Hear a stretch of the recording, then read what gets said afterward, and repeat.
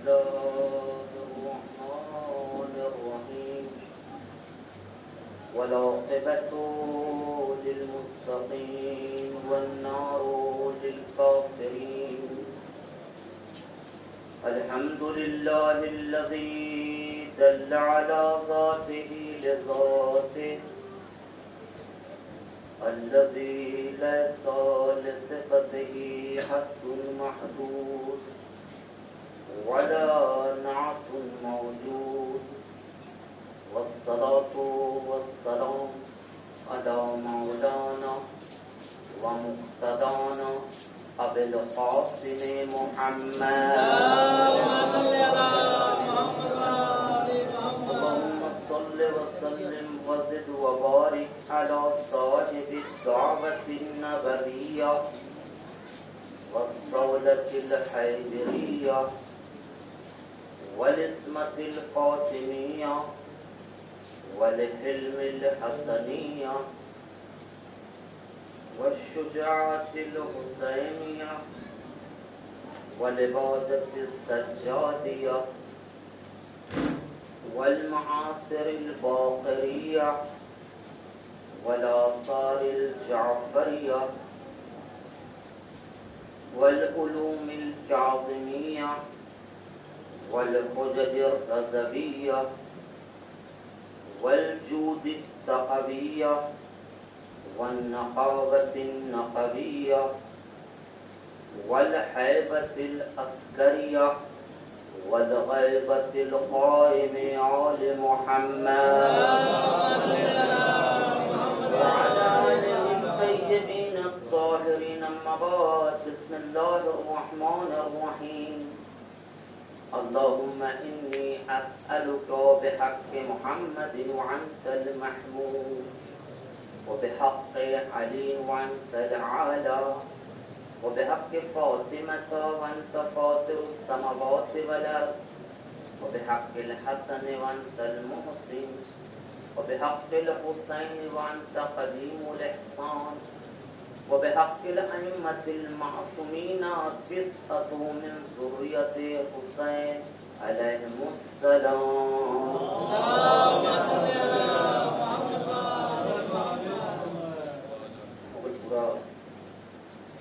واڑے کی یہ 5ویں مجلس ہے کہ جس کا عنوان ٹاپک موضوع یہ ہے کہ پنجتن پاک اور امام حسین کے نسل سے 9 معصوم. کل میں نے کہا کہ ان 14 معصومین کی زندگی 312 سال میں سمٹ گیا ہے تاریخی اعتبار سے، ورنہ آدم سے پہلے بھی یہ تھے، اس لیے کہ پیغمبر کا جملہ ہے محمد کا کنت نبیا والآدم بین الماء والطین، میں تو اس وقت بھی تھا نہیں کہا، میں تو اس وقت نبی تھا جس وقت آدم پانی اور مٹی کے درمیان تھے.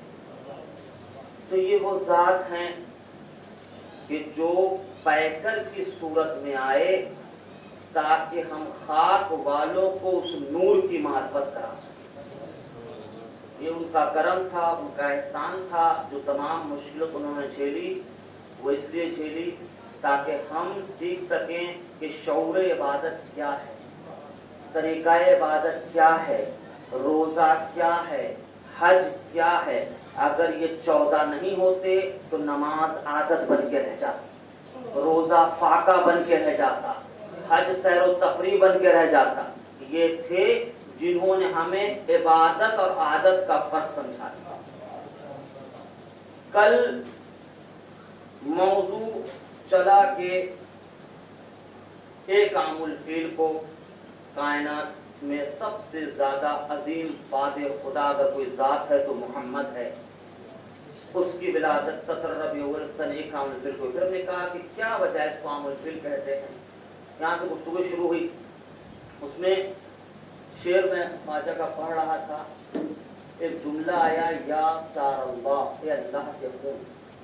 میرے بھائی نے ہم سے سوال کیا، میں بہت شکر گزار ہوں آپ کا. اس لیے شکر گزار ہوں کہ اسی طریقے سے اگر آپ سوال کریں گے اور آپ ہدایت کا ایک ذریعہ بنیں گے اور جا کے لوگوں کو بتائیں گے، تو بیچ میں متفنی افراد جو ہمیں لڑا لڑا کے اختلاف کرتے ہیں ان کا سارا معاملہ ختم ہو جائے گا۔ پرابلم یہ ہے کہ نہ وہ ہم سے پوچھتے ہیں نہ ہم ان سے پوچھتے ہیں، بیچ میں فائدہ اٹھا لیا جاتا ہے کہ دیکھو وہاں تو یہ ہے، وہاں تو ان کو یہ اللہ کا ہاتھ بنایا جاتا ہے، اللہ کا چہرہ بنایا جاتا ہے، اللہ کا خون بنایا جاتا ہے۔ ہم نے کہا نہیں بھائی، اللہ نے خود ہی بنایا ہے، اب تم سمجھنے کی کوشش کرو۔ کل ہم جلدی میں جا رہے تھے، آپ کو تو جواب دے دیا، لیکن ہمارے استاد بڑی اچھی بات کہتے تھے منی بھائی، جب ایران میں ہم تھے تو کہتے تھے فہم تھا اليوم الدرس، فہم تم نے آج کا درس سمجھا؟ استاد کے احترام میں ہم کہہ دیتے تھے کہ ہاں سمجھا، وہ کہتے تھے آج ہم خود ہی نہیں سمجھے ہم کیا پڑھایا۔ تو جو اچھا انسان ہوتا نا، جب تک وہ جواب مکمل نہ دے تو اس کو اطمینان نہیں ہوتا ہے۔ تو کل بات گئی، اب بہت اچھا ہے، اب یہاں سے آپ دیکھیں کہ بات کو سمجھ میں یہ نہیں آتی ہے کہ اللہ ایک ہے، رسول ایک ہے، قرآن ایک ہے، تو اختلاف کے لیے بہت ساری چیزیں، تو اتحاد کے لیے بھی تو ہے، کسی ایک چیز پہ اتحاد کر لیجیے بھائی، اللہ پہ کر لیجیے، ہم لوگ اللہ ایک ہے بھائی، یہاں تک تم اللہ اللہ کا ذکر کرنا، ہم آ کے بیٹھیں گے۔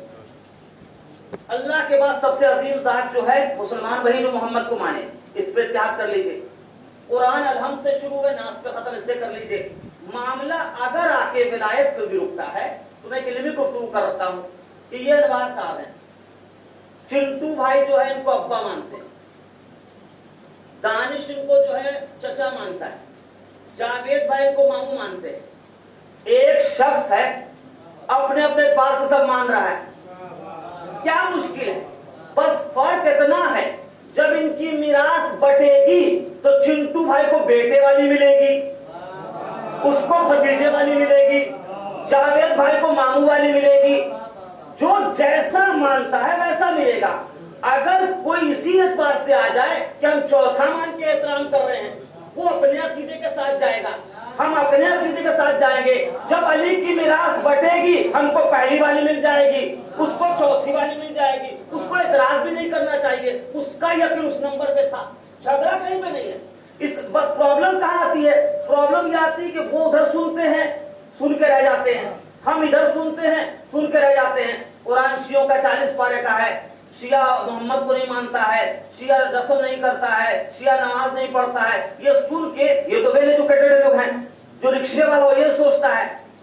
وہ ہم اپنی بات بتاتے ہیں آپ کو، دروازہ بنانے کے لیے سکندر نام کے ایک شخص کو بلایا، اس کو جو اس کی اجرت ہوئی اس سے زیادہ اس کو پیسہ دے دیا، چائے پلانے لگے، تو پیتے پیتے چائے کہتا ہے ایک بات بولے بھیا، بولیے، شیعہ لوگ بڑا کمینہ ہوتا ہے بھائی، اپنا ذاتی تجربہ ہے، علی کے چاہنے والوں میں بڑا جوش ہوتا ہے، لیکن اس جوش کی خوبی اس میں ہوش ہوتا ہے۔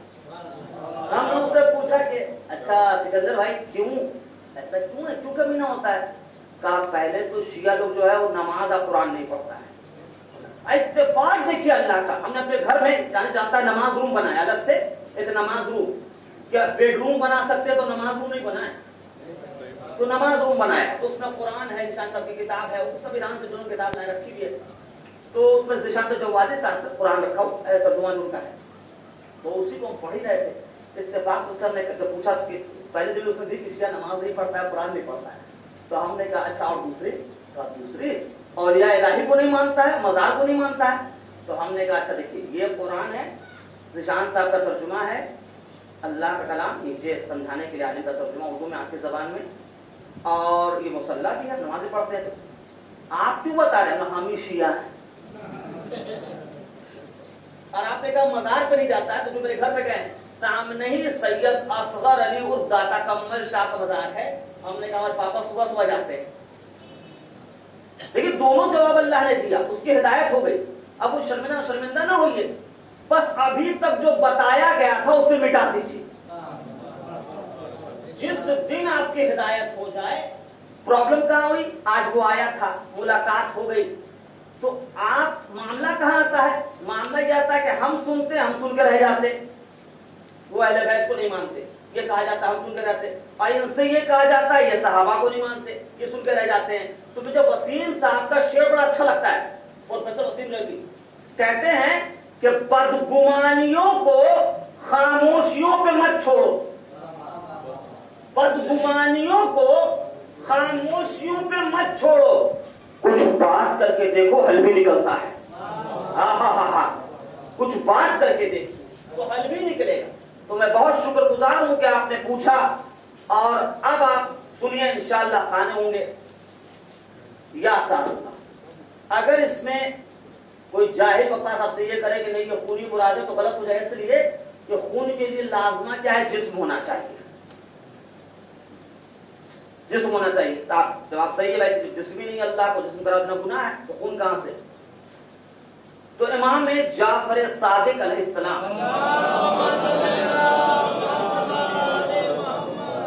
میں نے کہا کل اپنی بات تو کہہ دیا، اب ایسے کی دلیل دے دیتا ہوں آپ کو کہ حجت تمام ہو جائے۔ امام کا دور ہے، امام کے پاس ایک یہودی آیا اور آنے کے بعد کہتا ہے کہ اللہ جو گناہ معاف نہیں کرے گا اس کا نام شرک ہے نا؟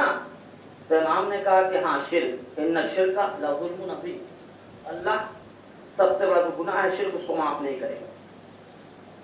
کہا ذرا شرک کی تعریف بھی کرے کہ پہلے کتنے تیز ہوتے تھے لوگ، کہا ذرا شرک کی تعریف اپنی زبان سے کر دیجئے۔ تو مولا نے کہا کہ خدا کے علاوہ کسی کو خدا قرار دے دینا اور کسی کو کا سجدہ کرنا یہ شرک ہے، یہ مان سے ہی پوچھ لیا ہوتا شرک ہے۔ تو کہا پھر تو پہلا شرک آپ کے خدا ہی نے کیا ہے۔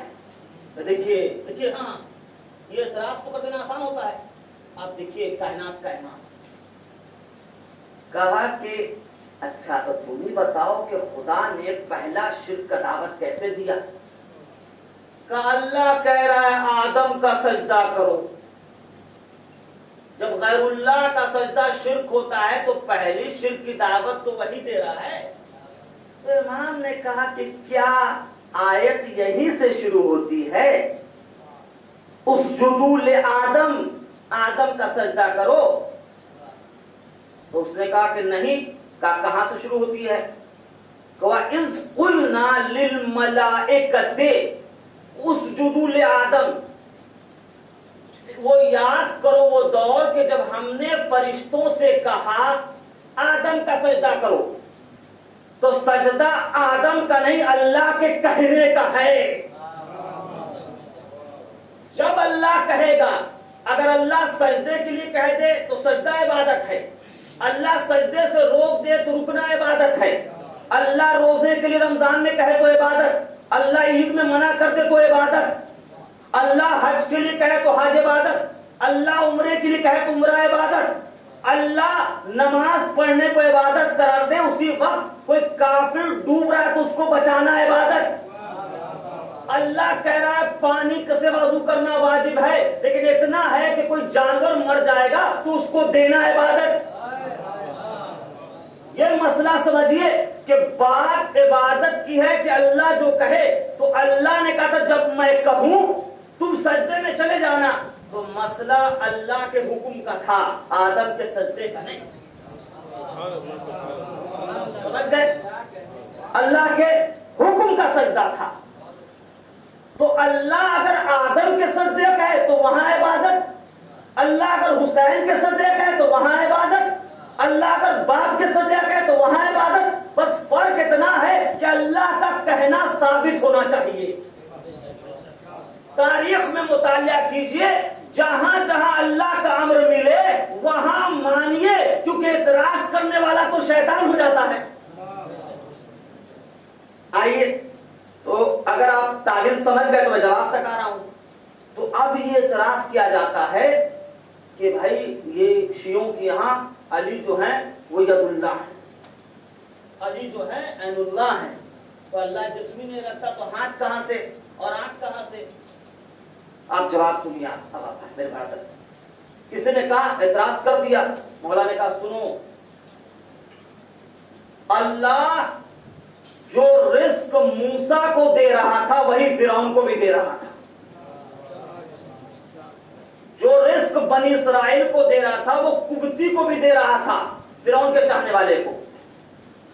अल्लाह हर दौर में जितना रिस्क अपने नबी को देता है उसके मुकाबिल में जो जालिम है उसको भी दे रहा है, जबकि कादिर है, पानी रोक सकता है, हवा रोक सकता है, खाना रोक सकता है, वही देता है जो अपने नबी को देता है।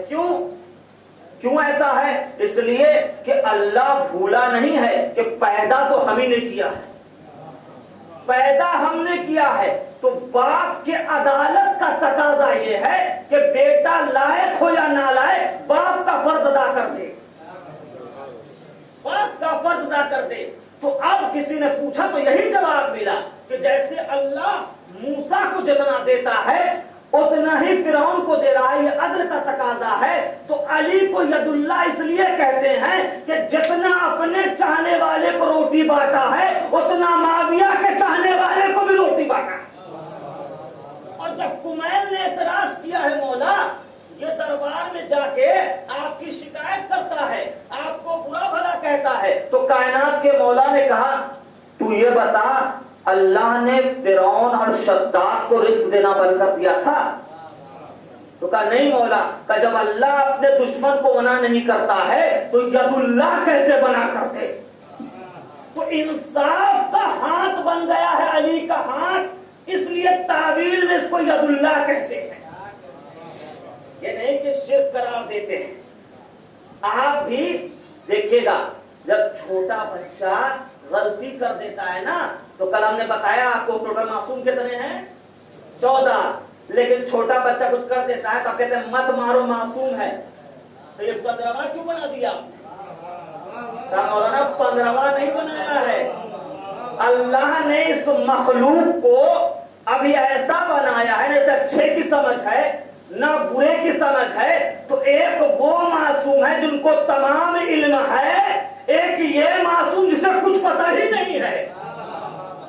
उसी तरीके से ये ताबीर किया जाता है। उसी तरह ऐनुल्लाह, वो आंख जो इंसाफ से देखती है कि कौन हकदार है कौन गद्दार है, जो जिसको बराबर से देखती है, कभी ये नहीं देखती कि कोई दुश्मन आ रहा है तो आंखों को मोड़ ले, इसलिए उसको ऐनुल्लाह कहा जाता है। उसी तरीके से जब हक की बारगाह में खाके शिफा से मिलके अभी तक कोई खाक हो और उस खाक को कोई खाके शिफा बना दे, ऐसे के खून को सार अल्लाह कहते हैं।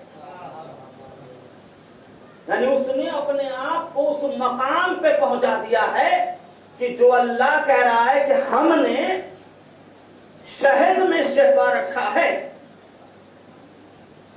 वही शिफा खाके शिफा में, क्योंकि उसने अपने आप को वहां जाके मिला दिया है कि जहां अल्लाह चाहता था, और नफ्से मुतमइन्ना करार दे दिया है। अब जिसको अल्लाह नफ्से मुतमइन्ना करार दे दे, उसका खून जिस जमीन में मिलेगा वो दुनिया को इत्मीनान ही देगा, बेचैनी नहीं देगा। एक दुरूद पढ़ दे।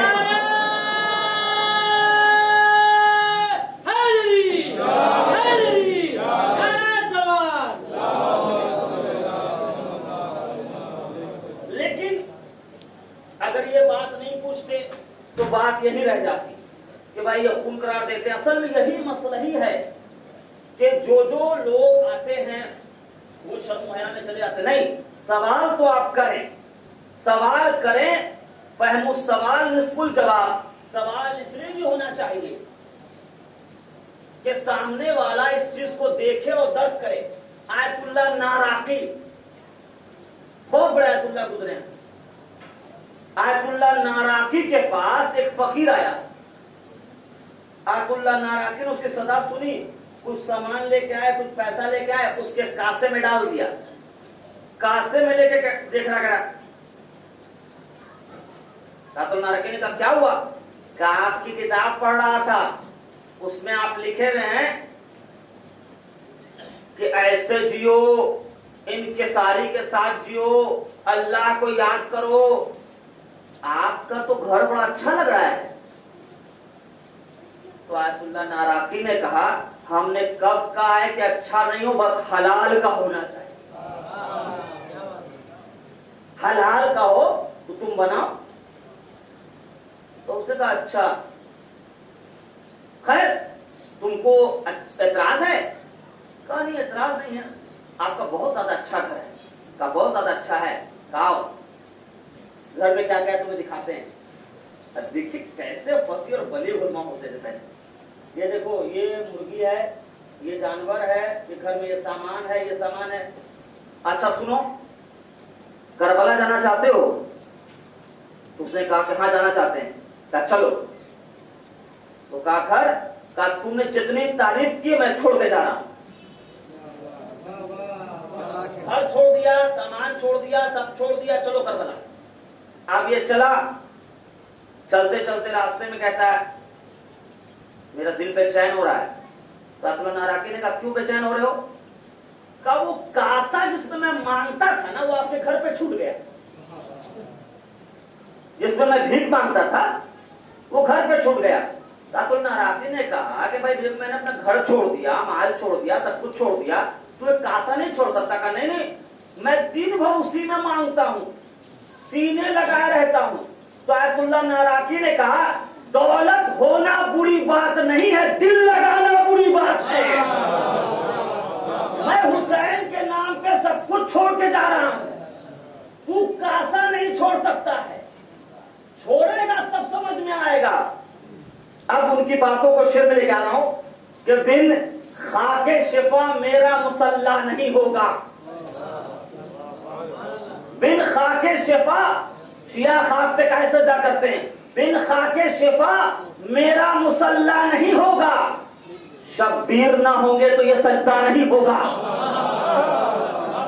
شبیر نہ ہوں گے تو یہ سجدہ نہیں ہوگا۔ تو آیت اللہ ناراکی کی بات شعر میں، تو میں کرب و بلا جاؤں گا معراج کی خاطر، میں کرب و بلا جاؤں گا معراج کی خاطر، لیکن میری معراج میں پردہ نہیں ہوگا۔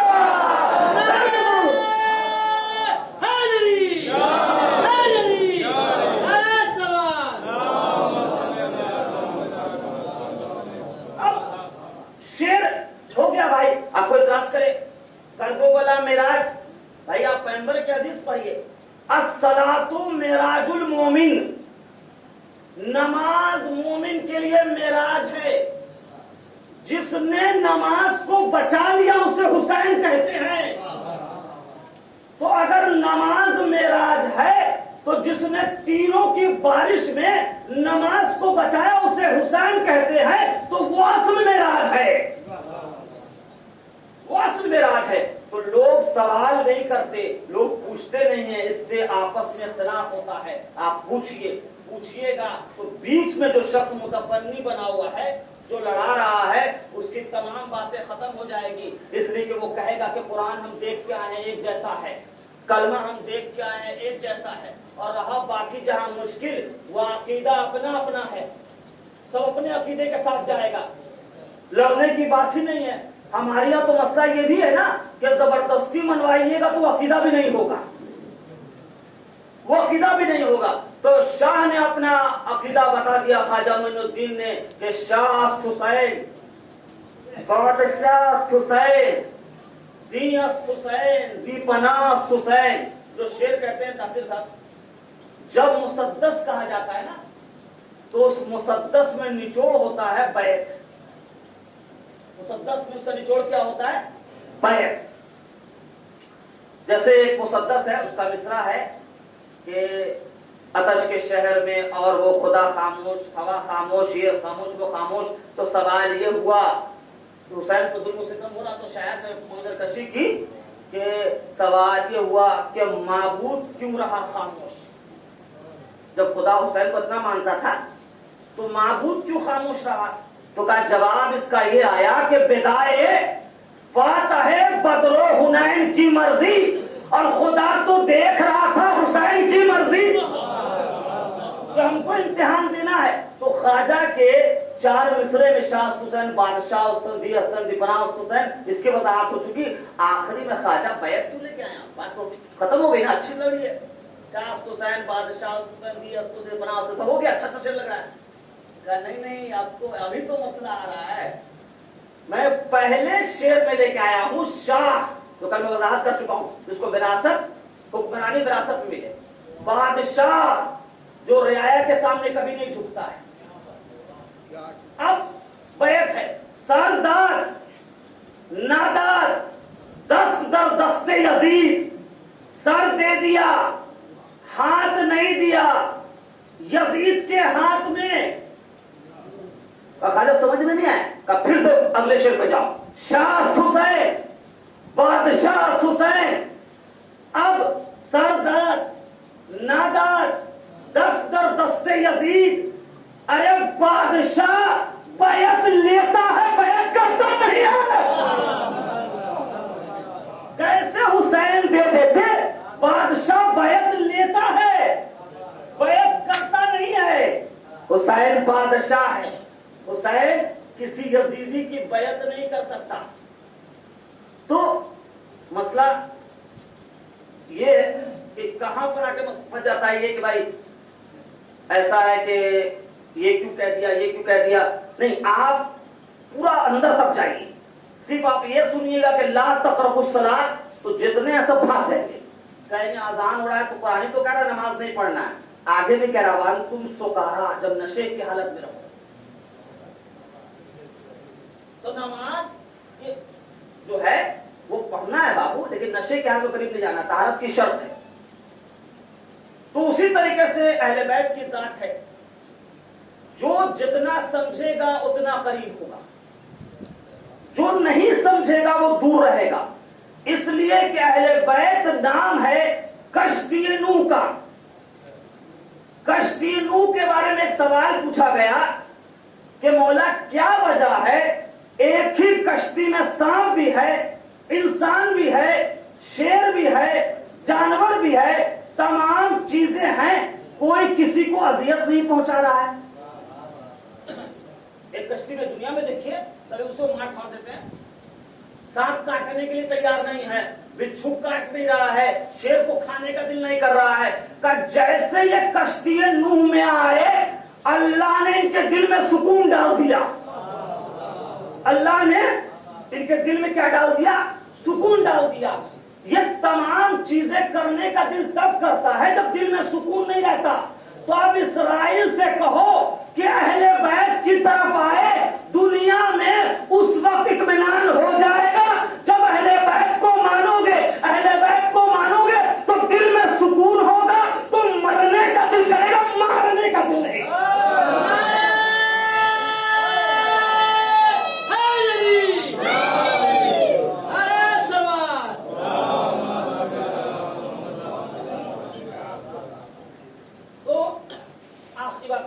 بات کریں گے کہ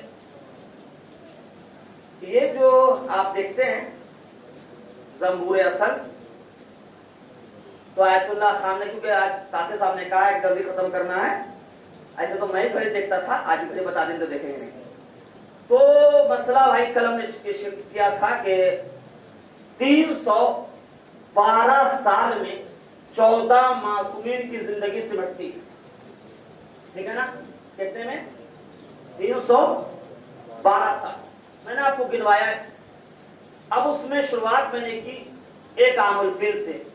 پھر میں نے کہا بچے کہیں گے کہ بیچ میں آپ نے بتایا کہ فاطمہ زہرا بعثت میں پیدا ہوئی، امام حسن حسین ہجری میں پیدا ہوئے. تو میں نے بتایا ہے کہ دیکھو ابو ابراہا اپنے لشکر کو لے کے آیا خانہ کعبہ کو اٹھانے کے لیے. تو وہ جو لشکر لے کے آیا تھا وہ ہاتھیوں کا لشکر تھا. عربی میں سال کو کہتے ہیں عام الفیل. عرب نے اس وقت سے اس کا نام رکھ دیا ہاتھیوں والا سال. ہاتھیوں والا سال. اس ہاتھیوں والے سال کے پہلے سال میں کائنات کا محمد جناب عبداللہ اور آمنہ کو ملا کے یہ نور دنیا میں آ گیا. یہ نور دنیا میں آ گیا.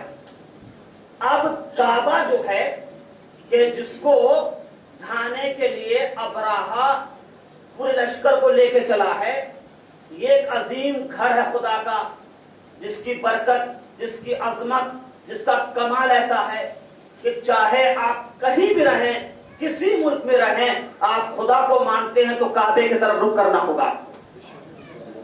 اور تمام نبیوں نے اس کا طواف کیا ہے.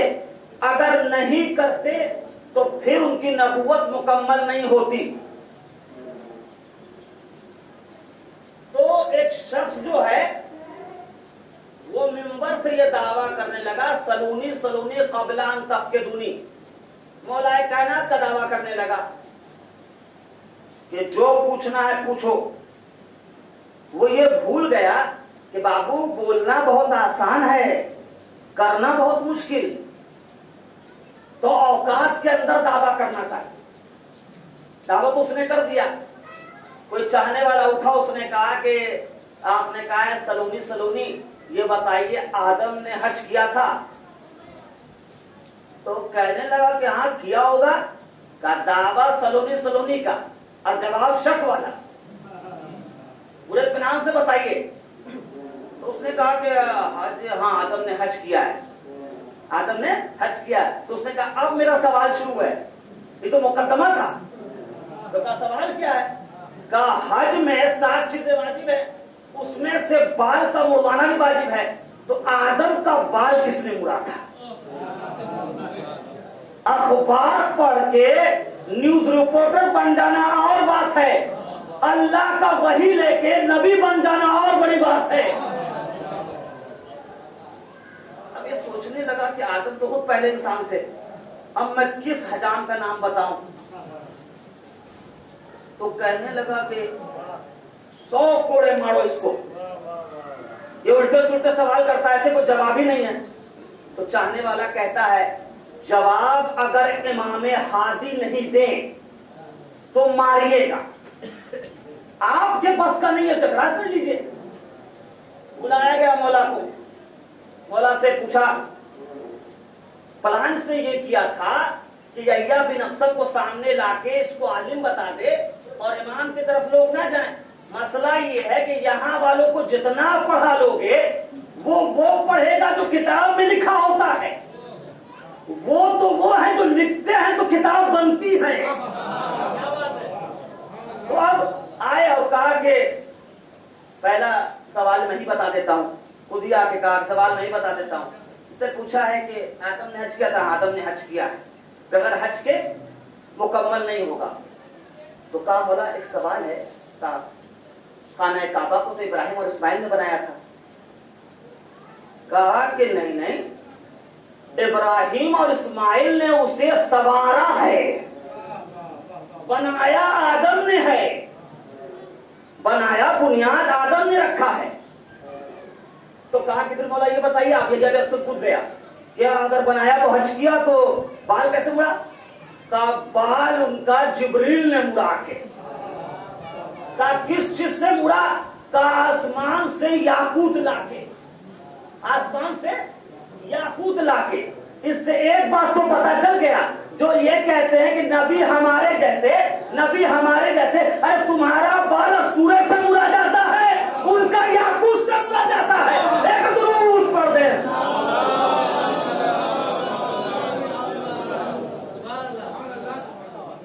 تو یہ کام پہ کعبے کا طواف کیا اس نے، اور پیغمبر دنیا میں آ گئے. پیغمبر دنیا میں آئے تو اب لوگ کہتے ہیں، یہ سب اعتراضات ہیں دنیا میں. علی جب آئے تو آپ کہتے ہیں علی نے کہا میں قرآن سناؤں، انجیل سناؤں، زبور سناؤں، توریت سناؤں. آپ محمد کے لیے نہیں کہتے. بھائی سنانے کے بعد کوئی تائید کرنے والا بھی ہونا چاہیے. تائید کیا آپ کے ابا کرتے؟ قرآن تو بھی نازل ہی نہیں ہوا تھا تو کیسے تائید ہوتا؟ ارے کوئی سنا رہا ہے، ابھی مثال کے طور پہ ہم لوگ کو وہ گجراتی مراٹھی بنگالی نہیں آتا. ابھی آگے کوئی بولے کہ بھائی نیا بازار کا پتا، تو ہم کو کیا پتا؟ ہم تائید تب کریں گے جب ہمیں آتا ہوگا. محمد کے وقت میں کوئی ایسا تھا ہی نہیں جسے توریت کا علم ملا ہو، انجیل کا علم ملا ہو، زبور کا علم ملا ہو، قرآن کا علم ملا ہو. بے وقوف، یہ علی کے فضائل نہیں ہے، یہ خود محمد کے فضائل ہیں. اس لیے کہ علی سنا رہے ہیں تو محمد کہے توریت موسیٰ سے اچھی، انجیل عیسیٰ سے اچھی، زبور داؤد سے اچھی، قرآن اس سے اچھی. اس کا مطلب محمد موسیٰ کو توریت پڑھتے ہوئے دیکھتے تھے، انجیل پڑھتے ہوئے عیسیٰ کو دیکھتے تھے، زبور پڑھتے داؤد کو دیکھتے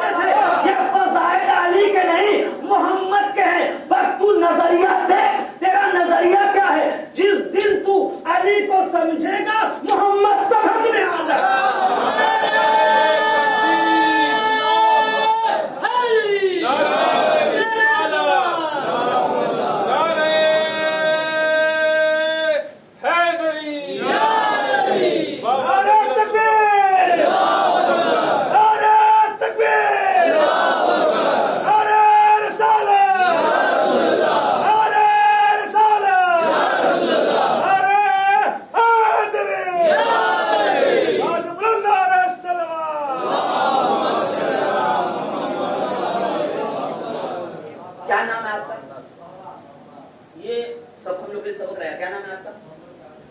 محمد تاج رضا. تاج صاحب آپ کا تاج بھی ہے اور یہاں الفت کا ہم آپ کو تاج پہنا رہے ہیں.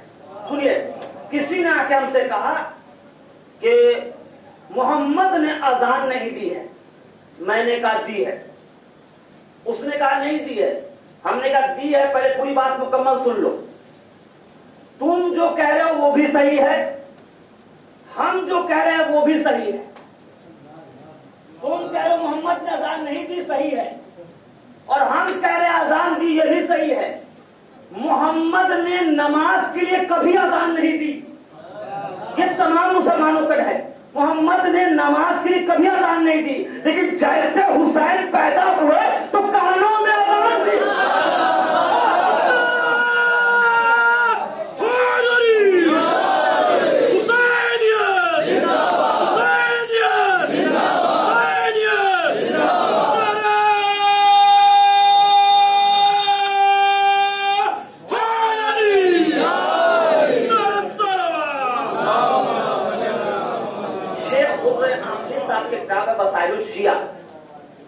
پیغمبر نے اذان نماز کے لیے نہیں دی, حسین کے کانوں میں دی.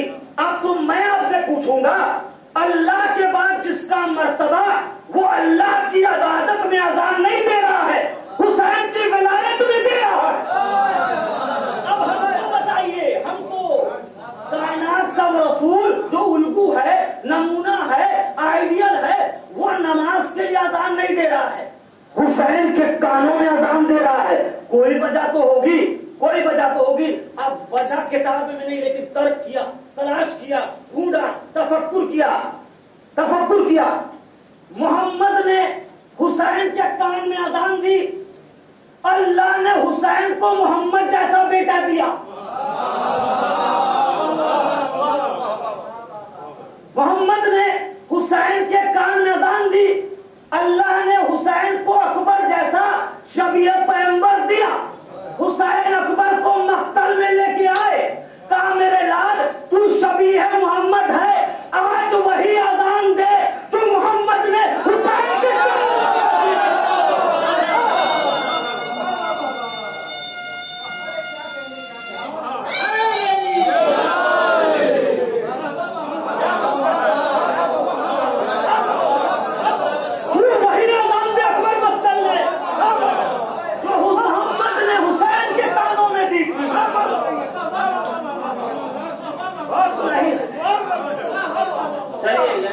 شروع کریں گے. 5 محرم کائنات کا امام امتحان پہ امتحان دے رہا ہے. امتحان کے درمیان کیا واقعی کربلا کی مائیں لاکھوں سلام ہو.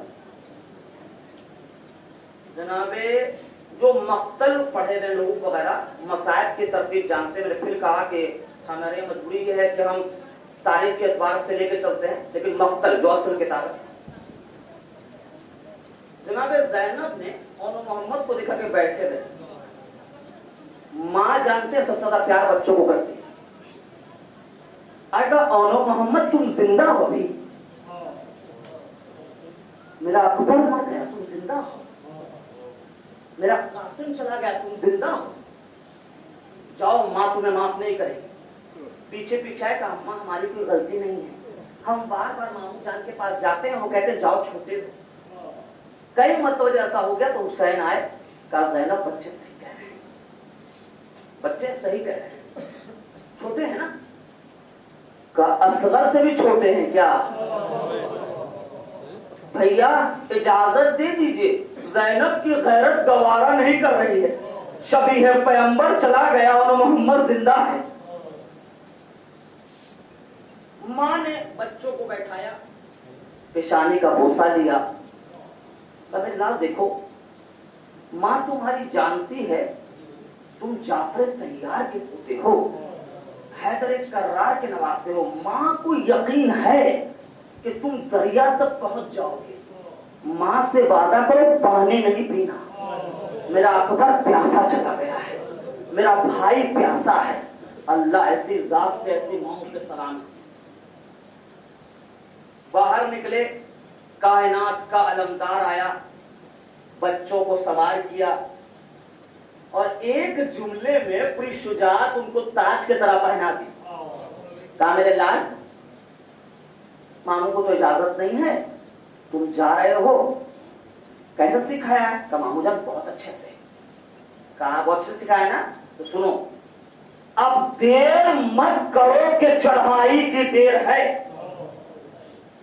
اب دیر مت کرو کہ چڑھائی کی دیر ہے، فصلیں کھڑی ہوئی ہیں، کٹائی کی دیر ہے. پہنچو اور انہیں کاٹنا شروع کر دو جو حسین کے خلاف ہے. پہنچے، اللہ اکبر، 9-10 سال کی کوئی عمر نہیں ہوتی، ہمارا بچہ تو صحیح سے شجرا نہیں بتا سکتا. اور جانے کے بعد کائنات کے امام نے کیسی پرورش کی ہے. جناب زینب سلام اللہ مقتل میں قصیدہ پڑھ رہے ہیں، ہمارا ماموں کون ہے، اور تمام باتوں میں یہ وہ کسی بدبخت نے کہا کہ بڑا اچھا لڑ رہے ہیں، یہ کم سنی اور اس پہ لڑائی کا یہ ہنر، یہ بڑا اچھا لڑ رہے ہیں. تو پھر کہا کہ بھائی ان دیوتوں کو سکھانے والا جو ہے وہ کون ہے، استاد کون ہے ان کا.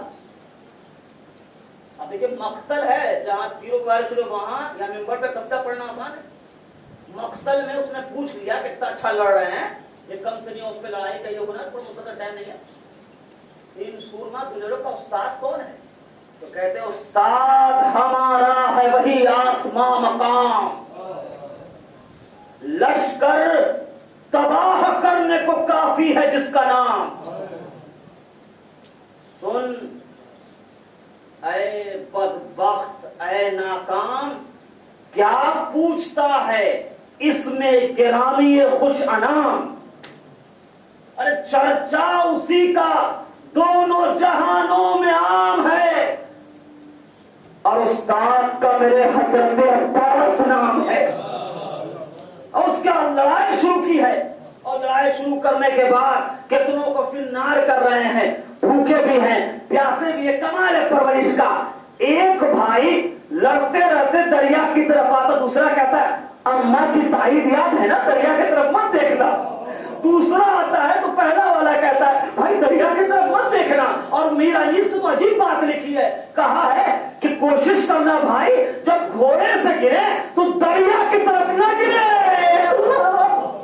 اے بھائی اماں نے پینے کے لیے کہا، دور کی بات ہے، کوشش کرنا گرتے وقت دریا کی طرف نہ گرے. لیجئے بھوکے پیاسے تھے، ظالم نے حملہ کیا، پشتے فرش سے زمین پہ آئے، امو کو آواز، ماموں کو آواز دیا، ماموں پہنچے ہیں، سرہانے رکھا، زخموں سے چور ہیں، خون بہ رہا ہے، تکلیف ہے. یہ نہیں کہتے، راوی کو کہنا چاہیے تھا. راوی کہتا سوچا کہ حسین سے کہیں گے سہلا دیجئے، دعا پڑھ دیجئے. کہتے ماموں جان اماں سے کہہ دیجئے گا پانی نہیں پیا ہے. جزاکم اللہ، جزاکم اللہ. لیجئے روح کا فصل سوری سے پرواز کر گئی. حسین پھول کی طرح اٹھا کے لے چلے زینب کے لال کو. پہنچے خیمہ گاہ میں، آواز دیا، بیویوں بچوں کے لاشیں آئیں. بیویوں نے رونا شروع کیا، گریا شروع کیا. اللہ کے سما کو یہ دن نہ دکھائے. خصوصاً سلام ہو زینب پر، اس کے صبر پر. بیویاں گریا کر رہی ہیں ان کی بے کسی پر، بچوں کے زخم پر. اور زینب سے کہا زینب بچے آ گئے ہیں، آئیے. آئیں، دونوں پہ ہاتھ رکھا، کہا جاؤ خدا حافظ. عبداللہ نے مدینے میں پوچھ لیا زینب بیویاں مجھ سے کہہ رہی ہیں کہ جب اونا محمد کی لاش ہے تم روئی نہیں. کہا عبداللہ زینب رو نہیں پائی. کہا کیوں زینب؟ کہا کیسے روتی؟ ارے حسین اکبر کو رو رہے ہیں، قاسم کو رو رہے ہیں، اگر میں اپنے لال کو روتی. حسین سے حیا آ رہی تھی، شرم آ رہی تھی. اے زینب سلام ہو. وقت یہیں پہ نہیں رکا ہے، آگے جب تمام لوٹے ہوئے سامان واپس ہو رہے تھے، سب کو سب کچھ مل گیا. لانے والی بیوی کہتی ہے دو سر ہے، کوئی لے نہیں رہا ہے، کوئی لے نہیں رہا ہے. ان کی ماں زندہ نہیں ہے. بیویوں میں کوہرام برپا ہو گیا. پھر ذالک کا ایسا مت کہو، ان کی ماں زینب ہے. شہزادی زینب کے بچوں کا سر لے لیجئے، اب تو رو لیجئے۔ کہا نہیں میں حسین کو رو رہی ہوں۔ جب فضا نے بہت ضد کے بی بی سر لے لیجئے، کہا علی کی لاڈلی ہوں، صدقہ دے کے واپس نہیں لیتی، اپنے بھائی پہ فدا کر دیا۔ سيعلم الذين ظلموا أي منقلب إن لله وإنا إليه راجعون۔ ماں تمہیں